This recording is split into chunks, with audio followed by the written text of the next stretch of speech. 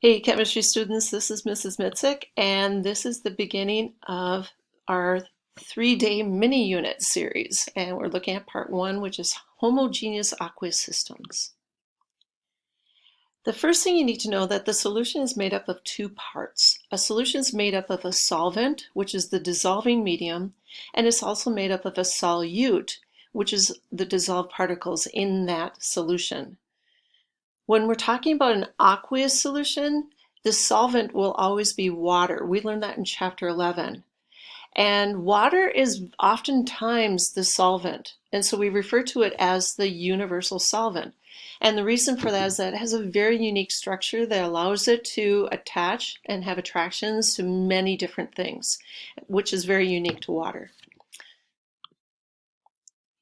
So let's consider making some hot chocolate. Yum. Okay, we're going to use Nestle's Quick. And some Nestle's Quick uses milk, some uses water. It's up to you what you want to do. Water. Ugh, why would you do that? Anyway, so what I want you to do is I want you to figure out what is the solute in the hot chocolate you're going to make and what is the solvent. Pause the video and then answer the question. So with my hot chocolate, the solute is going to be the Nestle's Quick, the chocolate powder, okay, because that's what's being dissolved. The solvent for me is going to be milk because water, again, why bother? Okay, so that's and the hot chocolate itself is called the solution. If it were made with water, it'd be called an aqueous hot chocolate solution. Got it? And these are your glossary terms. So that's the end of part 1. This is part 2. We're talking about solution formation, and we want to talk about what factors affect how fast a substance dissolves. So I want you to think about what could you do with that hot chocolate to make things dissolve faster? Or actually, let's talk about cold chocolate milk. Okay, we're going to use cold water or cold milk. Okay, and Nestle's Quick. What factors affect how fast a substance dissolves? Pause the video and then move forward.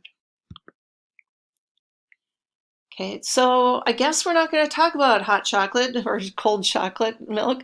We're going to talk about tea at first, okay? So when you're looking at tea, we know that if we put I like sugar in the raw. It's a big chunk, okay, of sugar, and I stick it in there, and I can stir and stir and stir, which would help it dissolve faster, but it takes forever for it to dissolve, okay? So what could I do? I could heat it up. If I heat it up, that's going to help it dissolve faster. Instead of using sugar in the raw, maybe I could use something like granulated sugar or powdered sugar. That would also help it dissolve faster. And then the last thing I could do is just stirring it. Stirring it itself causes things to dissolve faster. So here are our factors that affect how fast a substance dissolves. Okay, so write those down. Agitation isn't just another word for stirring. Okay, and I'm just going to talk through this. I'll let you pause to get this. But agitation, how does that work? It's all about collisions for all three factors.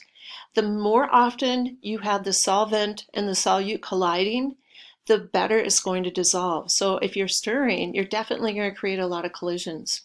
With temperature, we know that with a higher temperature, the particles are going to be moving faster, which means they're going to collide more often, which again is going to help it dissolve faster.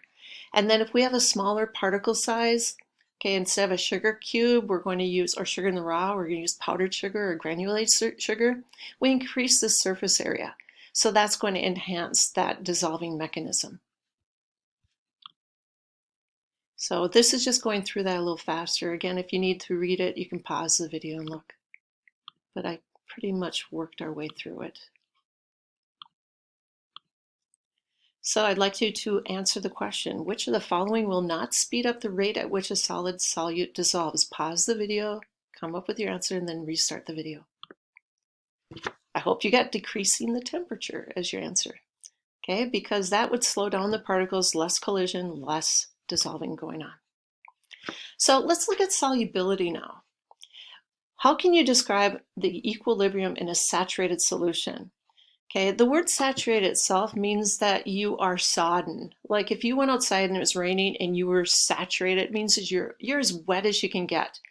But that means that your clothes are as wet as they can get. But you know that your clothes sometimes are dripping more. You know, things are dripping off of them. So you definitely know you're saturated there. So let's look at this figure.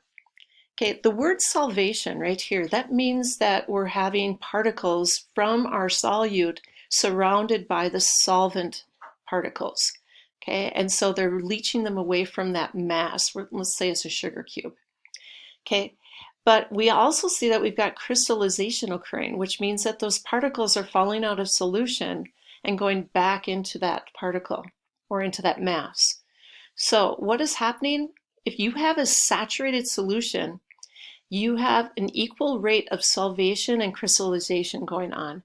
The solution just can't hold any more solute at that temperature.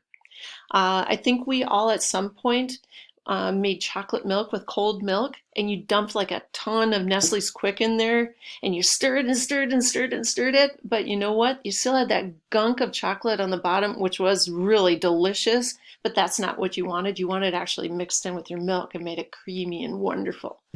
What had happened? That cold temperature just couldn't hold on to that chocolate. It could only keep so much in solution. So that's called a saturated solution. And again, with a saturated solution, it's a dynamic equilibrium. You have solvation and crystallization occurring at the same rate.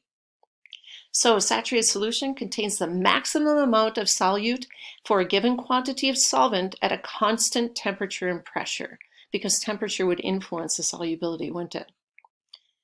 You increase the temperature, you're going to increase the movement, more collisions, you're going to increase then the amount that you can dissolve. So with your hot chocolate, what could you do?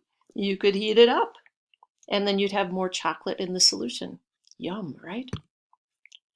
An unsaturated solution is going to be one that contains less solute than a saturated solution at a given temperature and pressure. So it's called unsaturated. An unsaturated solution would be one where you put the Nestle Quick in there and all of it disappears. You don't see any of it in there. There's nothing left on the bottom. And again, I would say, why bother? Okay, the saturated solution would be if you saw stuff remaining on the bottom. You know it's saturated because it just can't hold anymore. So unsaturated solutions, you wouldn't see any stuff remaining on the bottom. Saturated, you would. Now, supersaturated solution would be you heating up the Nestle's Quick in the milk. Okay, you'd heat it up, you'd be able to put more stuff, more solute, Nestle's Quick in the solvent, milk. And then if you wanted to make it like the stuff you get at the store, the grocery store that's already made in the bottle, you would just stick it in the refrigerator and yum, now you've got the right kind of chocolate milk. Okay, unless you have skim milk like we have here, then again, why bother?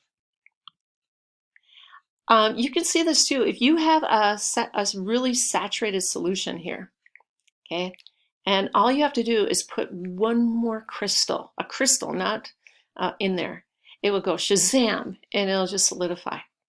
Okay, so that's another way where you can know that you've got a, well, this would be a supersaturated solution here. And these are our key concepts. Factors determine how fast a substance dissolves are stirring, temperature, and surface area. Make sure you understand its collisions. It's all about collisions there. And then also know about that dynamic equilibrium in a saturated solution. Here are your definitions. And that is the end of part 2. So you now have the notes for the first day of our mini unit. Go and take the quiz on solutions part 1 and 2. Have a good day.